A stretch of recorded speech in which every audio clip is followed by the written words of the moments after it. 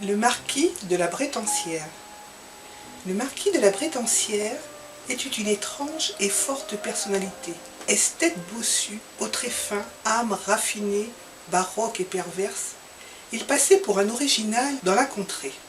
Le bossu collectionnait sans compter femmes mamelues, araignées velues, papillons azuréens. Il affectionnait les contrastes et s'émerveillait de toutes les formes d'expression de la nature, s'abîmant dans la contemplation béate des gorges généreuses, des monstres rampants, des créatures ailées. Confondant de bonne foi beauté et laideur, il ne faisait parfois pas la différence entre ces boniches au blanc tétin, ces chélicères 8 battus et ces insectes aux ailes de fée.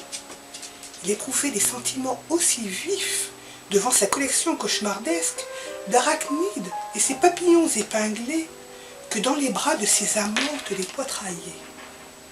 Il s'étonnait d'ailleurs que ses charnelles compagnes puissent pâlir d'épouvante certains jours où il voulait multiplier les frissons rassemblant dans l'alcôve ses plus serres sujets d'émoi.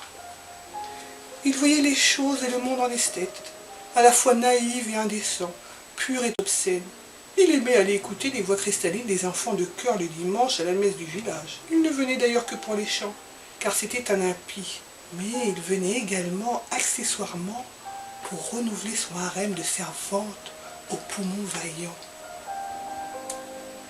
Il n'avait guère qu'à la messe du dimanche qu'il y avait le plus de chances de rencontrer toute antique fille de ferme génétiquement avantagée, car ordinairement, il ne se mêlait jamais aux roturiers du village.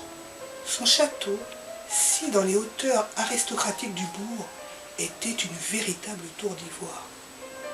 Il se montrait singulièrement avaricieux au moment de la quête, bien qu'il fût fortuné. Son âme d'humaniste éclairé avait ses petites contradictions. Cependant, il était d'une générosité sans complexe avec ses conquêtes au corsage distendu, bien que cette générosité fût prudente et calculée très à l'avance au centime près.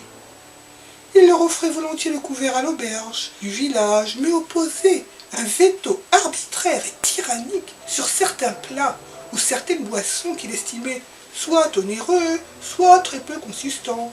Il profitait parfois de manière éhontée de sa renommée, tirant avantage de l'obscurantisme ambiant tournant autour de sa bosse. Il acceptait de se faire toucher sa bosse par les filles crédules et superstitieuses, moyennant le prix de leur hymen. Ces jolis naïfs pensaient trouver, en effleurant sa bosse, soit la fortune, soit la fertilité. Aux hésitantes, méfiantes et esprits forts, il promettait monts et merveilles, cultivant et exagérant jusqu'à l'outrance la légende mensongère qui prétend que les bossus portent bonheur. C'était là un moyen d'exorciser à bon compte le poids de sa bosse. Bref, le marquis de la Bretansière était un collectionneur aimable et avisé, pervers et odieux, sage et fou, bossu et cavaleur. Un original, disait-on. Texte de Raphaël Zacharie de Izara.